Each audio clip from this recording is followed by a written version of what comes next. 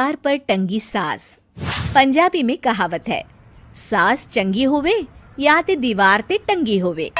संगीता की शादी भी एक ऐसे ही घर में होती है जहां उसकी सास दीवार पर टंगी होती है। ससुर और पति शादी के पहले दिन उसे सास के फोटो के सामने ले जाते हैं, जहां ससुर जी कहते हैं, बेटा बेटा संगीता, ये तुम्हारी सास थी, बहुत नेक और भली, लेकिन थोड़ी गुस्सैल थी। गुस्सा आने पर सब तहस नहस कर देती थी, पर अब ये इस दुनिया में नहीं है। हाँ संगीता, माँ होती तो तुम इनकी कोई बात टाल नहीं सकती थी, वरना तो माँ घर में भूचाल ले आती।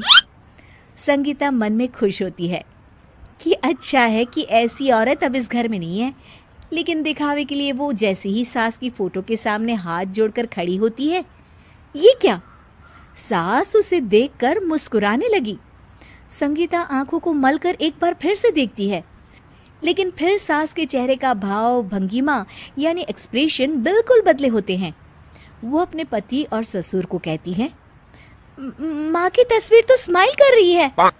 ना ना बेटी, ये कैसे संभव है? जरूर तुम्हें कोई गलती हुई होगी, ऐसा कैसे हो सकता है?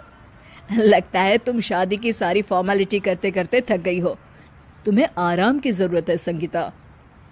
खैर, सारे संगीता की बात को इग्नोर कर कमरे में चले जाते हैं। वैसे सास की फोटो पर एक्सप्रेशन एक के बाद एक बदलते ही रहते हैं। सुबह होती है, पति और ससुर को काम पर भेजकर संगीता कमरे की सफाई करने में लग जाती है कि तभी उसे आवाज आती है, टेबल ठीक से साफ करो। ऐसे भी कोई टेबल साफ करता है? इससे अच्छा तो ये गंदा ही था। किसी औरत की आवाज सुन संगीता दंग रह जाती है और सोचने लगती है कि आवाज कहाँ से आई।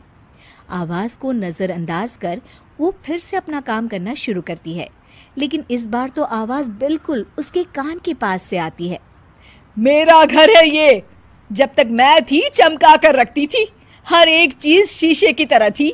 तुम्हें तो ना सफाई आती है ना कुछ पता है। क्यों तुम्हें मेरे घर की जिम्मेदारी दे दी गई है?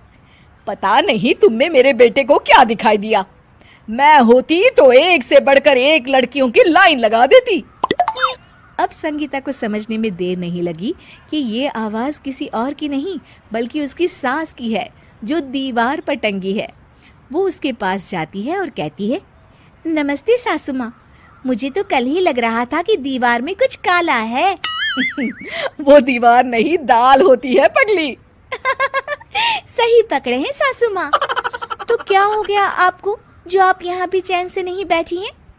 सुना मैंने आपका व्यवहार काफी गुस्से वाला था। चुप रह तू, ज्यादा बकर बकर ना कर। घर का काम करना तो आता नहीं, आई है मुझसे बहस करने। हाँ देखिए सासू माँ, मैं आपसे साफ साफ कह देती हूँ, मुझसे पंगा लेने की कोशिश मत करिएगा। तभी पीछे से संगीता का पति आता है। अरे संगीता, किससे बात कर रही हो? कौन है वहाँ? संगीता की सास की फोटो फिर से पहले जैसी हो जाती है। आपकी माँ से कह रही थी कि मुझे काम करना आता। अरे संगीता, माना सास के ताने हर बहू को अच्छे लगते हैं, लेकिन यहाँ तो माँ है ही नहीं, तुम तो फोटो से ही। तुम भी लाजवाब हो संगीता।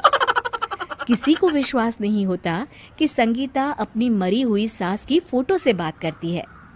वहीं आए दिन संगीता की सास संगीता को किसी न किसी बात पर आते जाते ताने देती।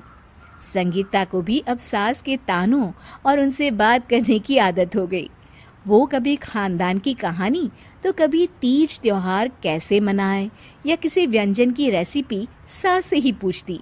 सारा दिन घर में अकेली संगीता की सास अब उसके लिए तानों के साथ पक्की साथी की तरह भी रहने लगी थी, जो किसी और को नहीं बल्कि संगीता को ही सुनाई देती।